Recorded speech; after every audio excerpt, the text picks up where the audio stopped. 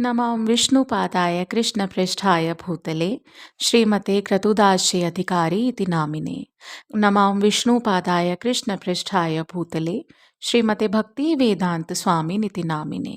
नमस्ते सारस्वते देवे गौरवाणी प्रचारिणे निर्विशेष शून्यवादी पाश्चात्य देशतारिणे। जय श्री कृष्ण चैतन्य प्रभु नित्यानंद श्री अद्वैत गदाधर श्रीवासादि गौर भक्त वृंद। हरे कृष्णा कृष्णा कृष्णा हरे हरे, हरे राम राम राम हरे हरे। मंगलाचरण। ओम अज्ञानतिमिरान्धस्य ज्ञानञ्जनशलाकया चक्षुरुन्मिलितं येन तस्मै श्रीगुरुवे नमः। श्रीचैतन्यमनोऽभीष्टं स्थापितं येन भूतले स्वयं रूपः कदा मह्यं ददाति स्वपदान्तिकम्। वन्देऽहं श्रीगुरु श्रीयुत्पत्कमलं श्रीगुरून् वैष्णवांचं श्रीरूपं साग्रजातं सहगण रघुनाथान्वितं तं सजीवं साद्वैतं सावधूतं परिजनसहितं कृष्णचैतन्यदेवं श्रीराधा कृष्णपादान् सहगण ललिता श्रीविशाखा अन्वितांश्च। हे कृष्ण करुणा सिंधु दीनबंधो जगतपते गोपेश गोपिकाकांत राधाकांत नमस्तुते। तप्त कांचन गौरांगी श्री राधे वृंदावनेश्वरी वृषभानुसुते देवी प्रणमामि हरिप्रिये।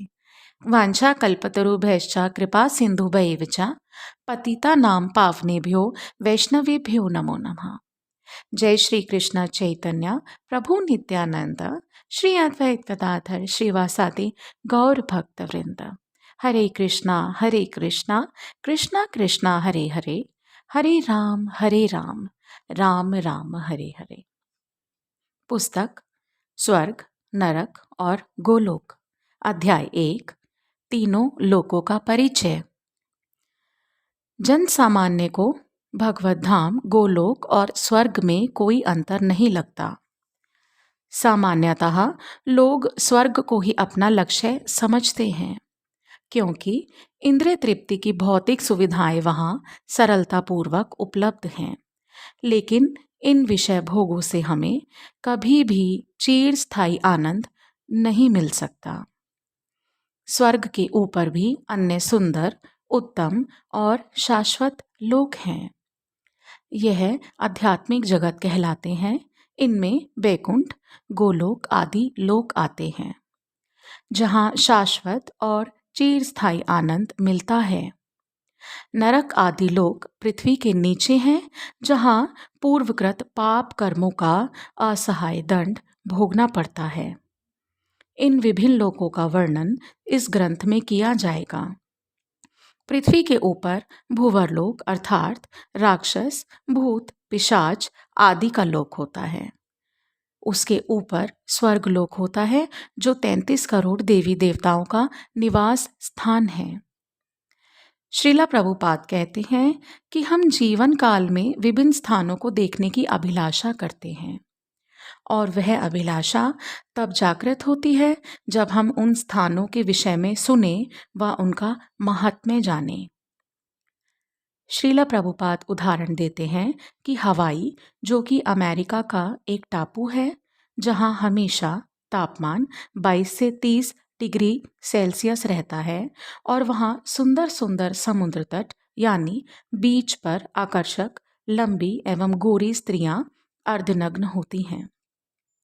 सुंदर फल फूल होते हैं। नाइट क्लबों में सुंदर स्त्रियों के साथ संगीत में नृत्य कर सकते हैं और मदिरा व संगीत का आनंद ले सकते हैं।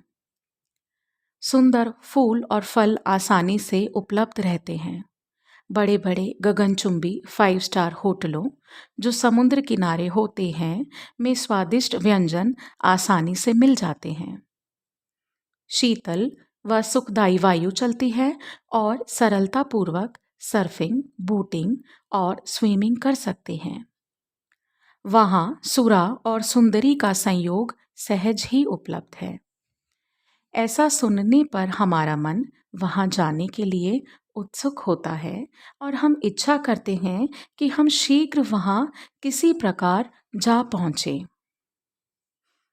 हम जहाँ जाने की प्रबल इच्छा करते हैं, वहाँ पहुँचते हैं।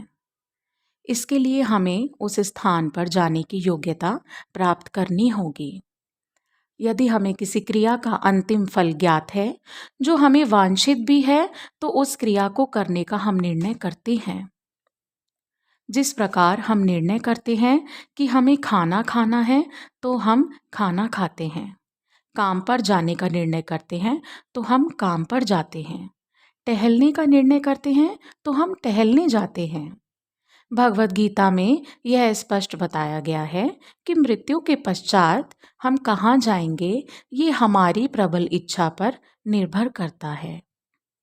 निष्कर्ष यह है कि जब हमें कहीं जाने की प्रबल इच्छा होती है, तो हम उस इच्छा पूर्ति का निर्णय करते हैं एवं उसके लिए कई प्रयत्न करते हैं तथा उन प्रयत्नों के सफल होने पर हम वहाँ पहुँच भी जाते हैं। यदि हम देवों की उपासना करते हैं, तो हमें स्वर्ग लोक मिलता है।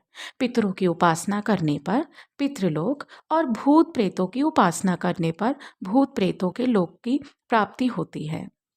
यदि हम पूर्ण पुरुषोत्तम परमेश्वर श्री कृष्ण की उपासना करते हैं, तो हम उनके लोक यानी गोलोक जाते हैं।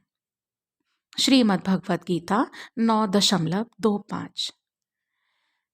यान्ति देवव्रता देवान् पितॄन् यान्ति पितृव्रता भूतानि यान्ति भूतेज्या यान्ति मदाजिनो अपि माम्।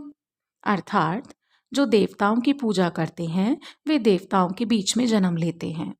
जो पितरों की पूजा करते हैं, वे पितरों के पास जाते हैं।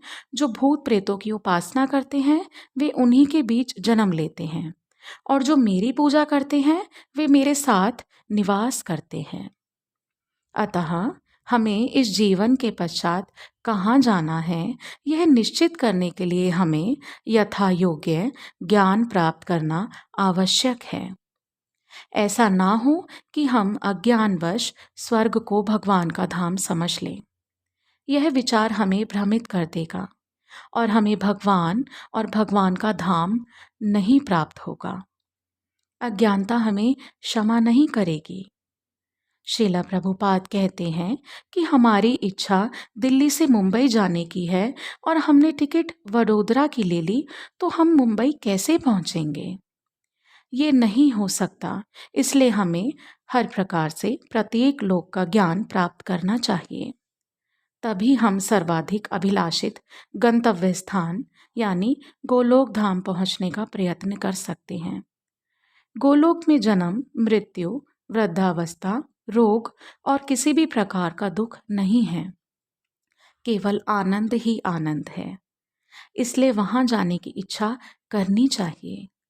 उसका वर्णन आगे किया जाएगा। आइए हम आध्यात्मिक और भौतिक लोगों के महात्म्य का वर्णन करते हैं, जिससे हम निश्चयात्मक सूचना प्राप्त कर सकें कि हमें कहाँ जाना है और साथ ही उसके अनुरूप तैयारी करके वहाँ जाने के योग्य बन सकें।